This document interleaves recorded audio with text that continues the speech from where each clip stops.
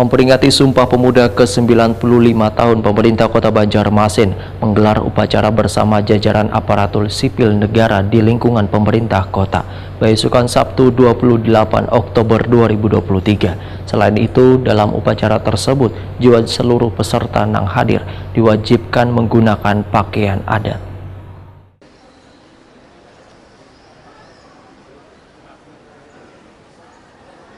Memperingati Sumpah Pemuda ke-95 tahun, pemerintah Kota Banjarmasin menggelar upacara bersama jajaran aparatur sipil negara di lingkungan pemerintah kota, besukan Sabtu 28 Oktober 2023. Wakil Wali Kota Banjarmasin Arifin Nur Wahitakwani di Prima TV usai melaksanakan upacara, Wan bertindak sebagai pemimpin upacara memadahkan upacara tersebut digelar dalam rangka memperingati Sumpah Pemuda.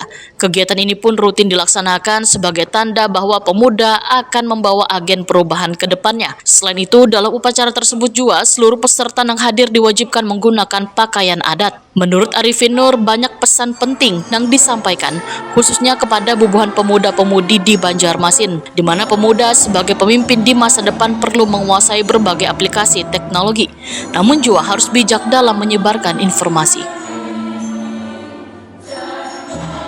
Pemerintah juga menyoroti soal pentingnya menyaring berita agar kada terjebak dalam penyebaran informasi hoax, fitnah yang dapat merugikan masyarakat. Arifin Nur menambahkan betapa pentingnya peran semua pihak termasuk pemerintah, pemuda, tokoh agama, tokoh masyarakat, seluruh aparatur dalam membina, melatih generasi muda agar terhindar dari kenakalan remaja, hal-hal merugikan diri sendiri.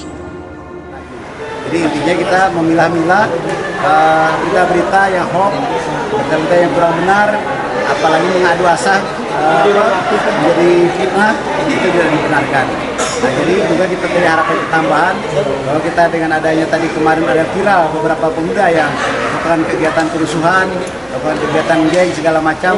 Nah, kita berharap mudah-mudahan artinya kita semua memperhatikan lingkungan pada seluruh stakeholder dan seluruh aparatur dan seluruh pemuda-pemuda juga yang punya peduli terhadap kebaikan pemuda, dan juga seluruh para ulama, para tokoh agama, tokoh masyarakat dan aparatur kita bersama-sama untuk membina, melatih para anak kita yang sampai terjadi